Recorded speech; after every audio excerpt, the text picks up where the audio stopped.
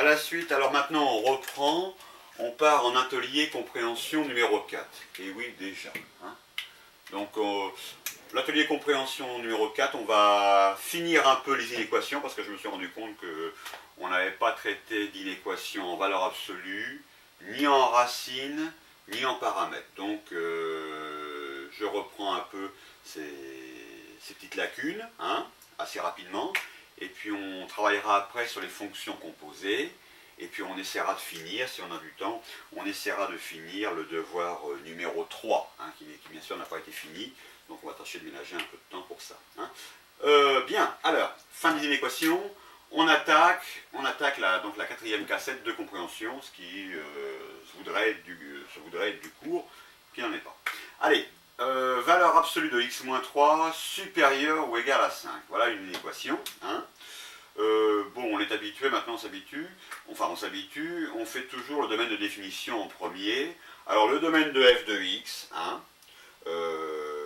avec f de x valant valeur absolue de x moins 3, hein, le domaine de f de x, on le sait, c'est R, hein, une valeur, la valeur absolue est définie partout. Pourquoi? Parce que x moins 3 est un polynôme de degré 1, qui est défini partout, par conséquent, valeur absolue de x moins 3, c'est défini partout. Hein. Donc le domaine de définition, c'est R. Bien. Alors, on s'aperçoit cependant que f de x est du type valeur absolue de a de x. Hein. Et valeur absolue de a de x, on sait que c'est égal à a de x pour a de x supérieur ou égal à 0. Hein. Quand a de x est positif ou nul, alors la valeur absolue de a de x s'écrit a de x. Bien. De même, la valeur absolue de a de x s'écrit moins a de x pour a de x inférieur ou égal à 0. Regardez bien, a de x ici est négatif. Quand il est négatif, on met un moins devant. Ça fait donc moins, ça fait plus. Ce résultat, ne l'oubliez pas, ce résultat est positif. N'oubliez pas que c'est le but des valeurs absolues. Les valeurs absolues, le but des valeurs absolues, le but des valeurs absolues, c'est de rendre le résultat, quel qu'il soit positif ou négatif, de le rendre positif. Hein. Donc on s'aperçoit que ça nous donne deux sous-fonctions en fait. Hein. F de x nous donne deux sous-fonctions, f1 de x et f2 de x. Pourquoi? Parce qu'on va avoir deux écritures différentes. Hein. On va avoir ici par exemple, si a de x est égal à x moins 3, eh bien ici on va s'écrire x moins 3, hein, parce que x moins 3 sera positif, mais ici on va l'écrire moins, parenthèse, et dans la parenthèse on aura x moins 3. Hein. Donc ça nous donne deux écritures, d'où on distingue f1 de x et f2 de x. Hein. Alors puisqu'on est là, puisqu'on sait qu'on a f1 de x et f2 de x, essayons de savoir quel est le domaine où la fonction s'écrira f1 de x, et quel est le domaine où la fonction s'appellera f2 de x. Alors, on pourrait, traiter cette inéquation. On pourrait traiter cette inéquation, donc c'est inutile, l'une des deux suffit. Hein, l'une des deux suffit, puisque si par exemple je réponds à cette inéquation, je saurai quand a de x est positif, mais je saurai en même temps quand a de x est nul, et je pourrais déduire aussi quand a de x est négatif. Donc, pour gagner du temps, je vais en faire qu'une seule, bien sûr. Hein. Alors, j'ai choisi celle du haut. Alors, quand a de x est-il supérieur ou égal à 0? Hein, question.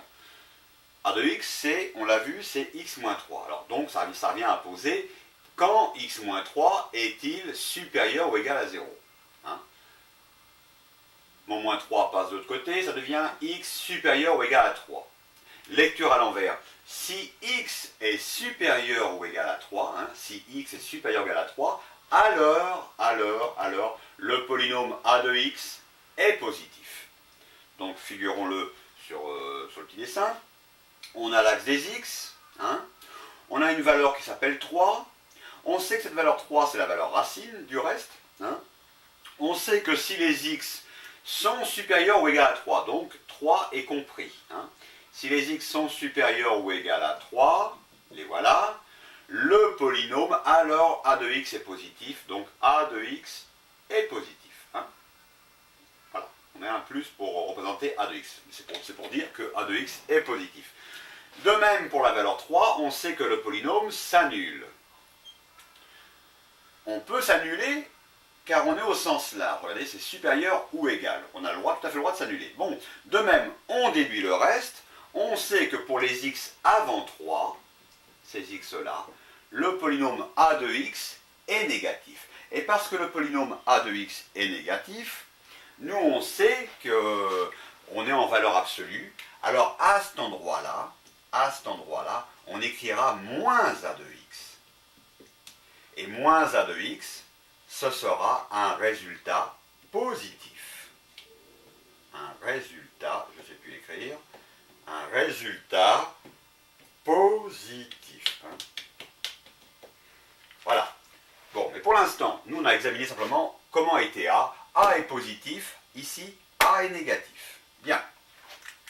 Alors donc on voit qu'on a deux domaines, puisqu'on a donc deux sous-fonctions de f, hein, qui sont f1 et f2, on va donc avoir deux domaines de définition.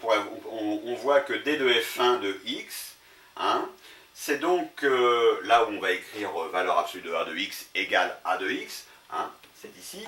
On voit que c'est le domaine qui part de 3 compris, jusqu'à plus l'infini. Hein, 3 compris jusqu'à plus l'infini. De même, le domaine de f2, là où on va écrire moins a de x, parce que a est négatif, on va donc écrire moins a de x pour le rendre positif, et bien c'est le domaine de tous ces x-là qui viennent de moins l'infini jusqu'à 3 compris. Car rappelez-vous, hein, valeur absolue de a de x, valeur absolue de a de x, hein, pour a de x supérieur ou égal à 0, on va l'écrire a de x, mais pour a de x inférieur ou égal à 0, on va l'écrire moins a de x. Hein. Bon, on voit aussi que on a le domaine de f1, on a le domaine de f2. On voit que si on écrivait domaine de f1, union c'est la réunion, union le domaine de f2 de x, c'est égal à r. Hein. En effet, si on faisait la réunion, hein, ça, hein, imaginez que j'écrive ça, union, et puis ça, hein, ce qui est au-dessus ici, que je le mette là, et bien ça, union, ça, en fait, ça me redonne R, ce qui est mon domaine de F. Hein. Voilà, on a R, on retrouverait R. Hein. En fait, c'est tout à fait normal, puisque F1 et F2 découlent directement de F. Donc on doit retrouver, en réunissant et le domaine de F1 et de F2, on doit retrouver le domaine de F. Hein. Bon, maintenant qu'on a fait les domaines de définition, on va pouvoir s'attaquer à l'inéquation. L'inéquation qui nous dit quand valeur absolue de x moins 3 est-il supérieur ou égal à 5.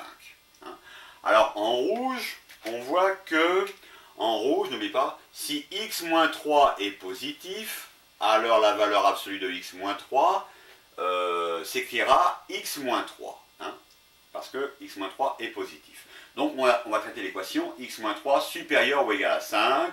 Bon, bah, c'est une équation, x supérieur ou égal à 5 plus 3, x supérieur ou égal à 8. Autrement dit, si x est supérieur ou égal à 8, lecture à l'envers, alors x moins 3 est supérieur ou égal à 5. Ça y est, on a résolu la première inéquation. Bon, on notera aussi que l'écriture x moins 3 ici correspond à notre f1 de x. Hein. Bon, de même, si x-3 est un résultat négatif, on va l'écrire moins, parenthèse, x-3, et on ferme la parenthèse. Le moins porte sur toute la parenthèse, bien sûr, il ne porte pas que sur x. Hein. Alors, moins, parenthèse, x-3, donc il nous reste à traiter l'inéquation, moins, parenthèse, x-3, supérieur ou égal à 5. Quand cela est-il supérieur ou égal à 5 ? Eh bien, je distribue le moins sur la parenthèse, ça fait moins plus x, moins 3 plus 3, ça me donne donc du moins x plus 3 supérieur ou égal à 5, quand cela est supérieur ou égal à 5, ça me fait donc du moins x supérieur ou égal à 5 moins 3, 5 moins 3, 2, moins x, donc à gauche j'ai moins x supérieur ou égal à 2, moins x c'est moins 1 fois x. Attention, le moins 1, je vais faire le produit des extrêmes par les moyens, mais le moins 1 est un nombre négatif, par conséquent, l'étage d'en dessous, x, regardez bien l'étage du dessus, x supérieur ou égal à 2, l'étage d'en dessous, x inférieur ou égal à 2 sur moins 1. Hein, on a changé le sens de l'inégalité, hein, ou de l'inéquation. On a changé le sens parce qu'on a passé le moins 1, nombre négatif, sous le 2. Hein. Bon, pour finir, donc on avait x inférieur ou égal à 2 sur moins 1, ce qui entraîne encore x inférieur ou égal, bon 2 sur moins 1, ça fait moins 2, hein, c'est vite fait. Et maintenant on fait la lecture à l'envers. Si x est inférieur ou égal à moins 2, hein, si x est inférieur ou égal à moins 2, alors x moins, pardon, ici il y a un moins. Alors moins, parenthèse, x moins 3, on ferme la parenthèse, est supérieur ou égal à 5, ça y est, on peut l'affirmer. Hein. On a résolu. Alors l'ensemble des solutions, eh bien, donc voyons déjà si c'est compatible. Hein. Pour la première, x-3 c'est le domaine F1. x-3 c'est le domaine F1, c'est le domaine qui va de 3 à plus l'infini. Et regardez bien, moi il faut que les x soient supérieurs ou égal à 8, eh bien ça colle, ça joue, hein. On est dedans. Il n'y a pas de problème, on est dedans. Hein. On part de 3, et puis on incrémente comme ça, donc ça joue. Hein. De même, pour le deuxième, pour f2, hein, puisque ici on sait que c'est f2 de x, il faut que les x soient inférieurs ou égal à moins 2. De même, f2, regardez bien, on vient de moins l'infini jusqu'à la valeur 3. Et nous, on nous dit, il faut les x inférieurs ou égal à moins 2, donc de moins l'infini jusqu'à moins 2, on est compris dans l'intervalle, ça joue. Hein. Donc pas de problème. Maintenant, on peut donc écrire l'ensemble des solutions. On a vérifié si c'était compatible. Alors l'ensemble des solutions, ça va être, il faut les x inférieurs ou égal à moins 2, et il faut les x supérieurs ou égal à 8. Alors on va l'écrire. C'est donc l'intervalle. Écrivons d'abord celui-là, qui est le plus, disons, le plus à gauche. Hein. On va dire que l'intervalle, hein, c'est l'intervalle, les x inférieurs ou égal à moins 2, ça s'écrit moins l'infini jusqu'à moins 2 compris. Hein. Bon, c'est pas fini. Union celui-là. Union, alors j'écris hors de ligne, hein, mais vous comprenez. Hein.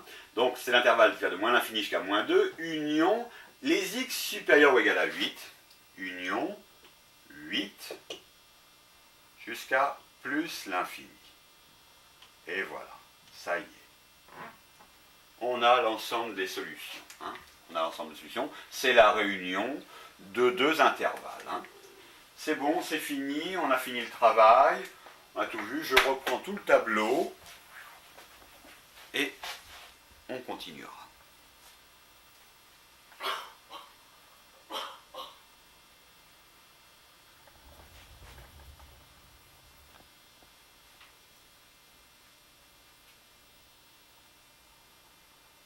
Alors dans la lumière, c'est x-3, hein, si jamais vous avez des problèmes, c'est x-3 supérieur ou égal à 0, et en dessous on a si x est supérieur ou égal à 3. Hein. Bon, le restant ne pose pas trop de problème. Voilà.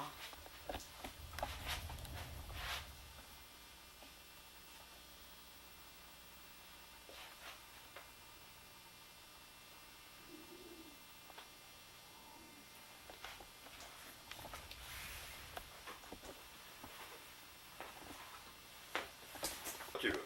Oui. Allez, à la suite, deuxième équation, racine de x fois x-2, quand cela est-il supérieur ou égal à 3. Hein. Pour nous, toujours pareil, on a une fonction racine. Première chose, on va chercher le domaine de définition. Hein. Alors, f de x est égal à racine de x fois x-2. Donc, quel est son domaine de définition, hein. Alors, f de x égale racine de x fois x moins 2 est du type racine de a de x. défini pour a de x supérieur ou égal à 0. Alors nous, la question, bien sûr, c'est quand a de x est-il supérieur ou égal à 0? Pourquoi? Parce qu'on cherche quand c'est positif pour pouvoir dire, eh bien voilà, on va pouvoir prendre les x qui font que a de x est supérieur ou égal à 0, ce qui permettra à racine de a de x d'exister. Hein. Donc quand a de x est-il supérieur ou égal à 0, on voit donc c'est résoudre quand x fois x moins 2 est-il supérieur ou égal à 0. On voit que x fois x moins 2, on voit que a de x est du type u de x fois v de x. Hein. Bon.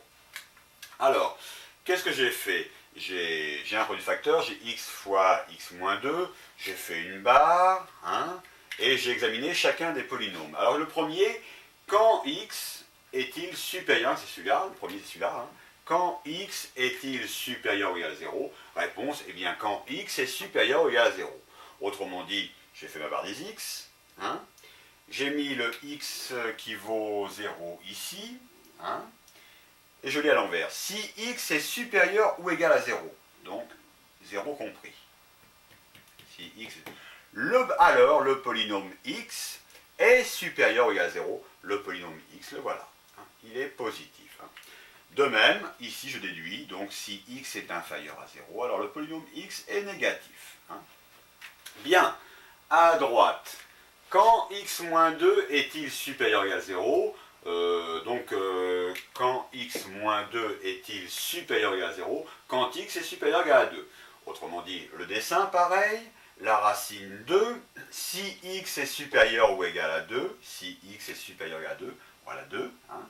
Si les x sont supérieurs ou égal à 2, alors le polynôme x-2, alors x-2 est positif, ça y est. De même, on déduit avant 2, le polynôme est négatif. Bon, je connais pour u de x, je connais pour v de x, j'ai besoin de connaître u de x fois v de x, ou u de x sur v de x, car la règle des signes est la même, donc je vais faire un tableau, même pour une chose simple comme ça. On peut toujours se tromper en voulant faire de tête, mais avec un tableau, au moins, en principe, on a plus de chances de réussir. Hein. Alors, j'ai les taxes des x, j'ai les tâches des x, qui vont de moins l'infini à plus l'infini. J'ai deux valeurs racines, 0 et 2, je les place, hein, 0 à gauche, bien sûr, parce que c'est la plus petite. J'ai le premier étage, c'est u de x, ici, c'est x. Hein. J'ai le deuxième étage, v de x, c'est x moins 2. Bon, je prends l'étage x, l'étage u de x, c'est pareil, c'est ce dessin-là. Regardez bien, jusqu'à 0, pour tous les x qui en dessous de 0, le polynôme est négatif. Tous les x inférieurs à 0, les voilà, ce sont ceux-là. Hein. Jusqu'à 0, mon polynôme est négatif. Pour la valeur 0, le polynôme x s'annule, ça y est.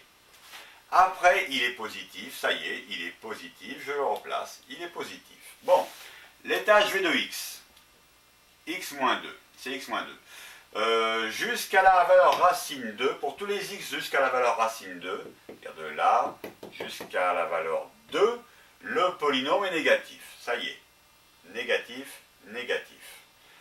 Pour la valeur 2, x égale 2, le polynôme s'annule, x-2 s'annule. Et après, il est positif, ça y est, on est positif. Bien. On fait maintenant le produit, u fois v ou u sur v comme vous voulez. U fois, alors je l'ai mis ici, u de x sur v de x. Rappelez-vous que u de x sur v de x, c'est a de x. Hein. Rappelez-vous que notre problème, c'est de déterminer quand a de x est-il supérieur ou égal à 0. Hein. On a besoin que a de x soit supérieur ou égal à 0, parce que a de x est dans une racine. Hein. Bien. Racine carrée. Précisons. Alors, donc, le signe moins par moins plus par moins moins, plus par plus plus, les zéros descendent, voilà. Donc, nous, il faut que a de x soit positif, où a de x est-il positif? C'est sur ce domaine-là. Qu'est-ce que c'est ce domaine-là? C'est le domaine de ces x-là. En haut. Bien. De même, il est positif aussi, a de x est positif aussi ici, hein. C'est ce domaine-là. À quoi correspond-il ce domaine-là? Ce sont les x qui sont là en haut, y compris la valeur 2. Car, racine de a de x peut être égal à 0, enfin a de x peut être égal à 0, racine de 0 ça existe, racine de 0 c'est égal à 0. De même cet x là aussi. Hein. Voilà. Bien. Alors on sait où a de x est positif ou nul. Et on a le droit. Bien. Alors, donc on va conclure. Le domaine de racine de a de x, qui est en fait le domaine de racine de x fois x moins 2, qui est en fait le domaine, plus simplement, le domaine de f, eh bien ça va de, regardez bien, de moins l'infini jusqu'à 0 compris, hein, donc on l'écrit, moins l'infini jusqu'à 0, alors on est dans la lumière, mais c'est moins l'infini jusqu'à 0 compris, union, de jusqu'à plus infini. Hein. 2 jusqu'à plus infini, union 2 compris, jusqu'à plus l'infini. Bon, donc le résumé ici, ça c'est le résumé du tableau. Disons encore une chose, en compréhension, eh bien c'est l'ensemble, c'est la même chose exprimée, c'est l'ensemble des x appartenant à R, tels que les x soient supérieurs, je me suis trompé, tels que les x, je me suis trompé ici en écrivant, tels que les x soient inférieurs ou égal à 0. Pardonnez-moi, hein, ce sont les x qui appartiennent à cet ensemble-là, donc ce sont les x en compréhension inférieurs ou égal à 0, ou, c'est le ou exclusif, hein, c'est-à-dire que les x appartiennent à cet ensemble ou à celui-là. Hein. C'est, rappelez-vous, au restaurant, le menu 40 francs, fromage ou dessert. Hein. C'est l'un ou c'est l'autre. Hein. Donc ce sont les x qui appartiennent à cet intervalle ou à celui-là. Pourquoi le ou? Parce qu'il est bien évident qu'un x ne peut pas appartenir un x qui serait défini et qui serait une solution, qui serait défini, ne peut pas appartenir à celui-là et à celui-là en même temps. Non, il appartient à celui-là ou à celui-là, hein, dans la mesure où il est défini. Hein. Donc, fromage ou dessert. Hein. Alors, donc, ou les x supérieurs ou égal à 2. Voilà. Hein. Voilà donc le deuxième intervalle qui est écrit ici. Hein. Bon, on a fait le domaine de définition, maintenant on peut attaquer l'équation.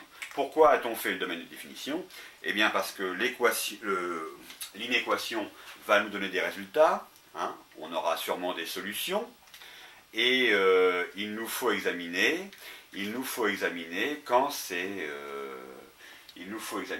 si ces solutions sont compatibles, hein, avec le domaine de définition.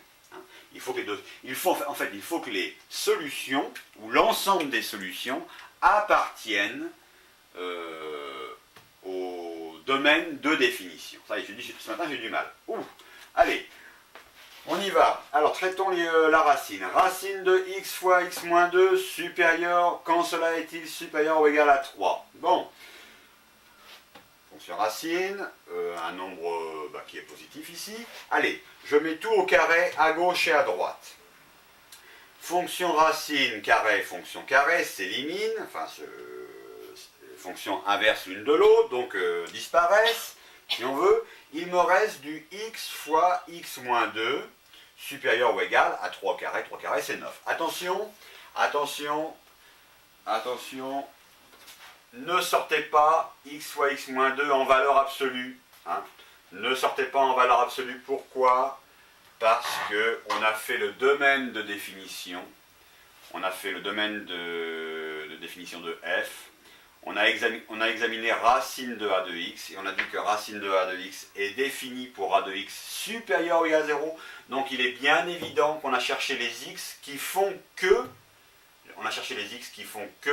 x fois x moins 2 soit supérieur ou égal à 0. Hein.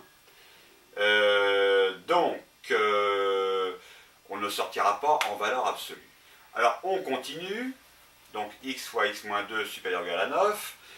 Je développe x2 moins 2x supérieur ou égal à 9. Le 9, je vais le ramener à droite. Hein. Le 9, je vais le ramener à droite. Je vais le ramener à gauche, il va devenir moins 9.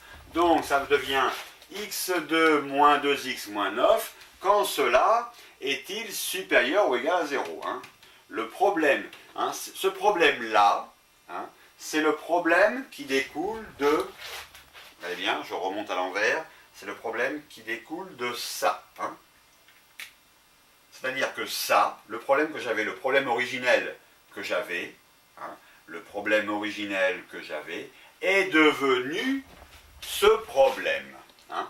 Si je résous ce problème, alors, du même coup, j'aurais résolu le problème originel. Bien. Alors, x2 moins 2x moins 9, quand cela est-il supérieur ou égal à 0? Eh bien, le problème ici, c'est qu'on ne sait pas faire ça. Hein. On ne sait pas faire. Donc, qu'est-ce qu'on fait? On pose. Posons x2 moins 2x moins 9 égale à 0. Enfin, quand cela est-il égal à 0? Hein. On fait le delta. On fait le delta qui nous dit B2 moins 4AC, donc moins 2 au carré, moins 4 fois 1 fois moins 9. Donc delta égale 4 plus 36, delta est égal à 40, ce qui entraîne que delta est supérieur à 0, ce qui entraîne x' différent de x secondes. Bon, c'est bien, donc on a deux racines. Hein. On le savait puisque delta est supérieur à 0. Et deux racines différentes. Racine de delta, de même, racine de delta, c'est du racine de 40. Puisque delta vaut 40, hein. Donc racine de delta c'est racine de 40, on remarquera que racine de 40 c'est 8 fois 5, 40, 8 fois 5, 40 c'est 4 fois 2 fois 5, 4 fois 2 fois 5, 4, 2 et 5 sont positifs, donc on peut casser la racine et faire plusieurs racines, ça fait donc racine de 4 fois racine de 2 fois 5, parce que 2 fois 5 sont des nombres premiers, on ne pourra rien en tirer, donc on va laisser sur la forme 2 fois 5, c'est-à-dire sur la forme 10, ici, Maïko est avec nous aujourd'hui. Hein. Bonjour Maïko. Bonjour. Alors, 2 fois 5, ça fait 10. Hein, ça fait donc racine de 4, ça fait donc 2. 2 racines de 10. Voilà. Racine de delta est égale à 2 racines de 10. Bon, cherchons x'. X', c'est du moins b plus racine de delta sur 2a. Allez, moins b moins 2, plus 2 racines de 10 sur 2a, 2 fois 1. Hein, x' vaut donc moins 2, 2, plus 2 racines de 10 sur 2. Tiens, j'ai du 2 ici, ici et ici. Je ne peux pas faire ça. Hein. Ça, il ne faut pas faire ça. C'est très mal, c'est de prendre des mauvaises habitudes. Et surtout, ça conduit après à faire n'importe quoi. Hein. On ne peut pas faire ça. Il faut prendre le temps. Il faut prendre le temps de faire les choses correctement. Voilà. Donc, qu'est-ce que je vais faire? Je vais faire en haut. En haut, je vais faire une factorisation par groupement. J'ai 2 dans le premier terme, j'ai 2 dans le deuxième terme. Je mets 2 en facteur. 2 facteurs de quoi égale 2? 2 facteurs de 1. Hein. De même, 2 facteurs de quoi égale 2 racines de 10? Eh bien, c'est 2 facteurs de racine de 10. Hein. Donc, j'ai 2 fois, parenthèse, 1 plus racine de 10. Voilà. Le tout sur 2, en bas, c'est un produit de facteur, c'est 2 fois, n'oubliez pas, c'est 2 fois 1. Hein. Donc, produit de facteur en haut, produit de facteur en bas. Ça y est, je peux diviser par 2 le haut et le bas. Et il me reste x' est égal à 1 plus racine de 10. Bon, x' est égal à 1 plus racine de 10. X secondes, je ne vais pas le calculer. Je vais prendre son expression conjuguée, ça va beaucoup plus vite. Hein. Donc, x secondes est égal à 1 moins racine de 10. Hein. Alors, en valeur approchée, parce que je fais un petit calcul d'approximation comme ça, alors comme je n'ai pas de machine, et que j'ai pas envie de perdre de temps, je fais une approximation tout à fait, vraiment très relative. Hein. Bon, racine de 10, c'est à peu près du 3, et des poussières, hein, plus 1. Donc 3 et des poussières plus 1, ça me fera donc du 4 et des poussières. Hein.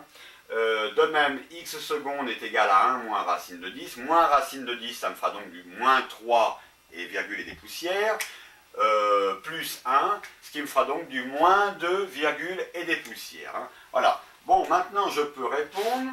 Pourquoi ai-je posé le polynôme égal à 0? Eh bien parce que on se rappelle qu'on a un théorème. Oui, j'ai plus de place, moi. Je n'ai plus de place. Je n'ai plus de place pour faire mon travail. Alors voilà. Donc on a deux racines. Hein.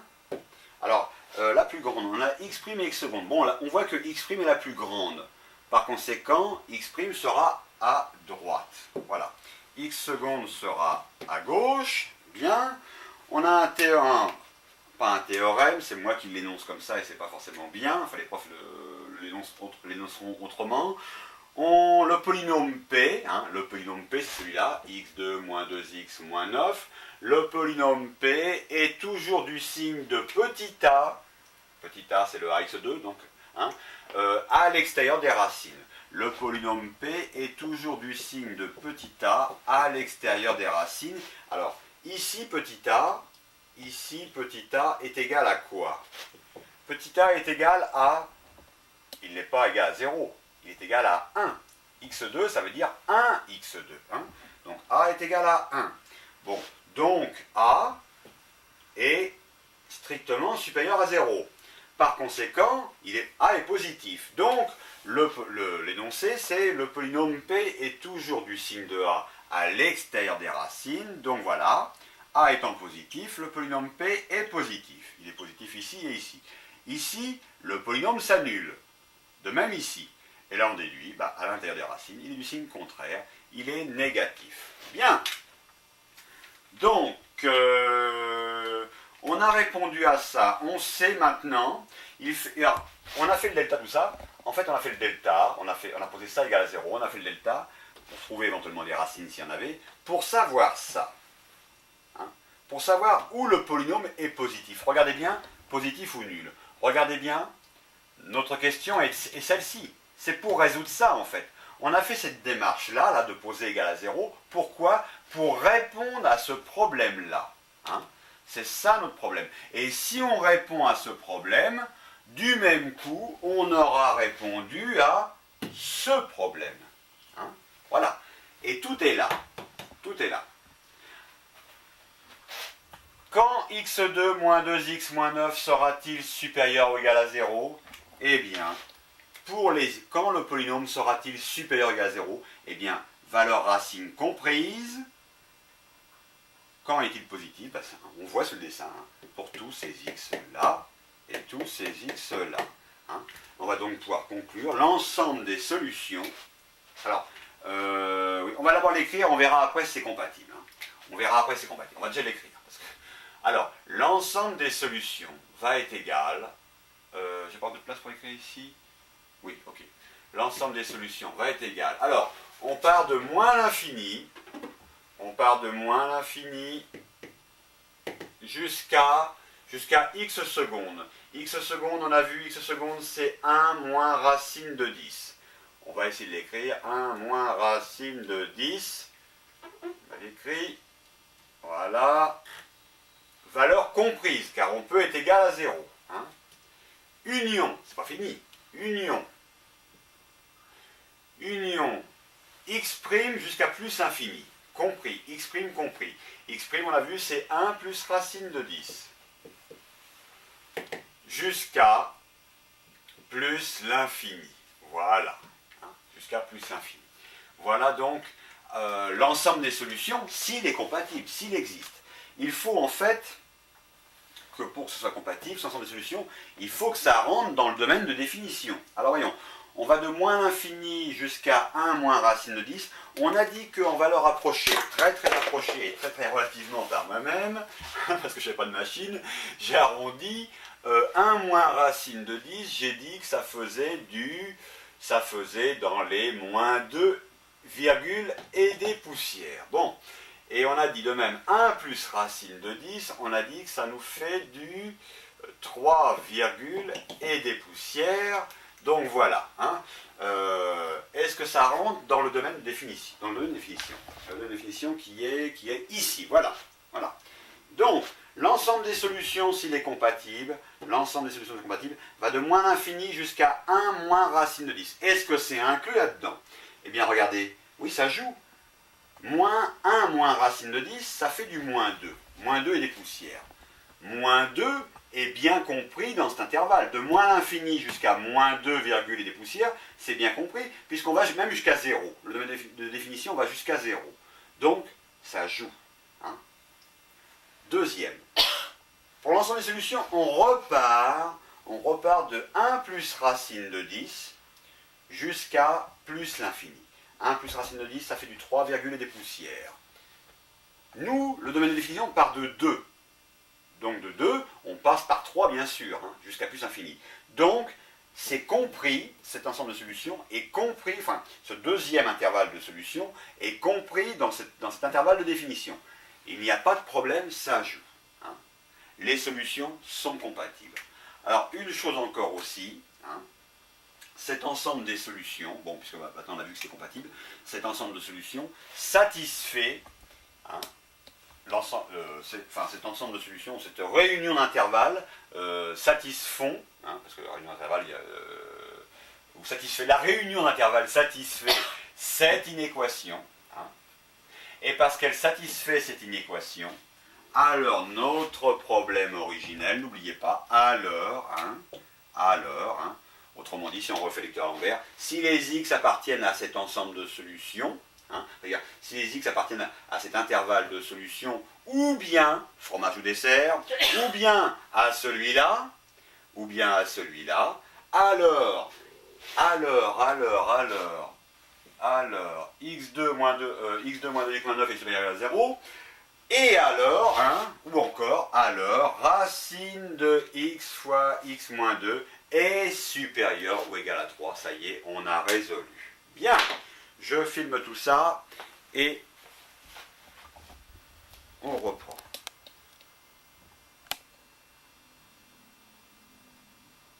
Maïko qui est malade aujourd'hui. Hein, tu as un petit coup de froid, Maïko? Non, ça va. Ça va? Juste seulement. Ah. Alors, dans la lumière, bon, c'est toujours moins l'infini, l'intervalle qui va de moins l'infini jusqu'à 0 compris. Ok.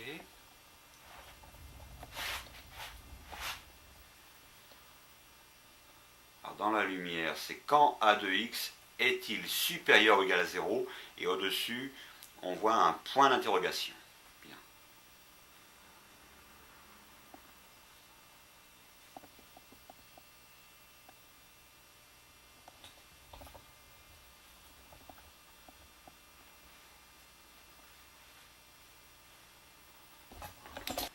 Allez, la suivante. Et c'est la fin des inéquations. Bien. Alors on va faire une équation paramétrique, parce que je sais que vous aimez bien ça. Hein. Alors, l'inéquation paramétrique, x moins 2m sur m moins 1, quand cela est-il supérieur à moins x plus 3? Bon, bah, tout de suite d'entrée, avant de traiter l'inéquation, il nous faut faire les conditions d'existence. Hein. Les conditions d'existence, il nous faut quoi? Il nous faut, regardez, il nous faut m-1 différent de 0. Autrement dit, il nous faut m-1 différent de 0. Autrement dit, il nous faut m différent de 1. Voilà, les conditions d'existence, c'est m différent de 1. Donc, on va raisonner sur m différent de 1. Alors, on part d'ici avec m différent de 1. On l'a précisé, une fois pour toutes. Alors, l'inéquation x moins 2m sur m moins 1, quand cela est-il strictement supérieur à moins x plus 3, qu'est-ce que je fais? Je passe mon moins x plus 3 à gauche, ça devient donc du x moins 2m sur m moins 1, moins x, plus 3 moins 3, strictement supérieur à 0. Je vais faire une réduction au même dénominateur, je vais mettre x moins 3 sur m moins 1, mais bien sûr je peux le faire à condition de multiplier le haut, x moins 3 par m moins 1, ce qui est fait ici, x moins 3 multiplié par m-1 et divisé par m-1. Bon, plus x moins 2m sur m-1, ça n'a pas bougé. Le tout strictement supérieur à 0. Bien, maintenant que j'ai m-1 ici, m-1 ici, je peux faire une grande barre de fraction et mettre m-1. C'est ce qui est fait ici. Je développe x moins 2m, ça ne bouge pas. Ici, x fois m, xm, x fois moins 1, moins x, moins 3 fois m, moins 3m, moins 3 fois moins 1, plus 3. Ok. On voit que j'ai du x ici et du moins x ici, ça s'élimine. Il me reste du xm, moins 3m, moins 2m, moins 5m, plus 3, le tout sur m moins 1. Quand cela est-il strictement supérieur à 0? Regardez bien, le problème originel, celui-là, est devenu ce problème. Voilà.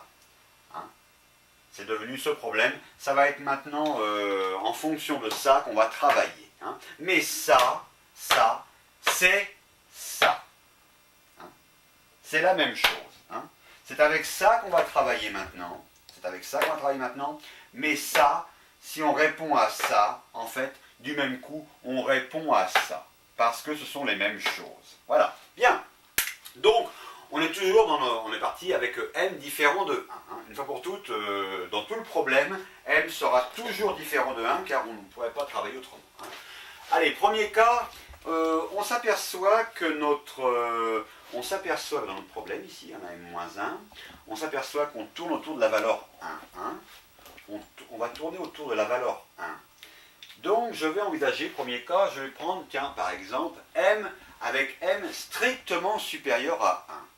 Avec m strictement supérieur à 1, m-1, mon dénominateur, est strictement supérieur à 0, d'accord? Avec m supérieur à 1, mettons par exemple, je sais pas moi, prenez une valeur quelconque, 2 moins 1, ça fait 1 c'est bien strictement supérieur à 0. Autrement, vous résolvez une équation comme ça quand vous avez 2 minutes. Bon, donc avec m strictement supérieur à 1, m-1 est positif. Le problème donc de xm moins 5m plus 3 sur m-1, mais on sait que m-1 est positif, puisqu'on est dans le cas où m est supérieur à 1, strictement. Donc m-1 est positif. Donc le problème de xm moins 5m plus 3 sur m-1, le tout supérieur à 0, devient le problème du numérateur seulement. Il nous faut savoir quand xm moins 5m plus 3 est-il supérieur strictement à 0, puisque m-1, lui, est déjà supérieur à 0, et il ne pourra pas changer le signe du haut. Puisqu'il est positif, il ne pourra pas intervenir sur le signe du haut. Je veux dire par là que si le numérateur est négatif, le numérateur négatif divisé par un dénominateur positif, ça ne va rien changer au signe, ça sera un résultat négatif. Moins divisé par plus, ça fait moins. De même, si le résultat en haut est positif, divisé par un positif, plus divisé par plus, ça fera plus. Ça ne changera rien au signe.